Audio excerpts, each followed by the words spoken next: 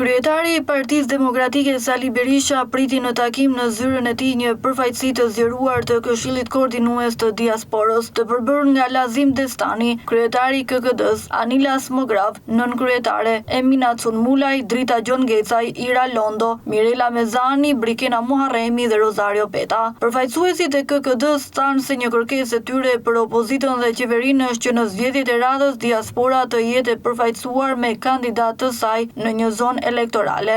Në kaun tjetër, kryetari i opozitës Sali Berisha vlerësoi rolin e diasporës dhe zërin e tyre në botë, ndërsa e cilësoi emigrimin si një plagë e hapur për shoqërinë shqiptare, duke krijuar një rrezik ekzistencial për Shqipërinë. Një tërësi kombëtare është një rëndësie të jashtëzakonshme. Shqipëria është në rrezik të madh ekzistencial. Në periudhën 2015-2024, sipas Eurostat, 1.099 milion shqiptar kanë emigruar dhe kjo vetëm në zonën Schengen. Nëse vazhdohet kështu në 5 dekada, Shqipëria rrezikon të mos ekzistojë më, tha Berisha.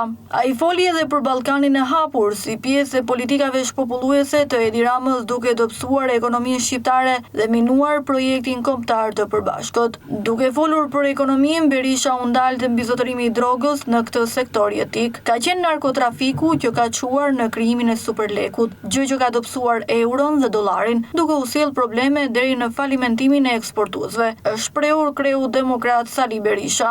Biseda u përshkrua nga tone të ngrohta dhe miqësore dhe shqiptarët e diasporës shprehen falënderimin dhe mirënjohjen për pritjen dhe mbështetjen e tij, për angazhimin dhe kontributin e diasporës në të gjitha fushat e jetës së vendit dhe përfaqësimin e saj në të gjitha nivelet e shtetit shqiptar.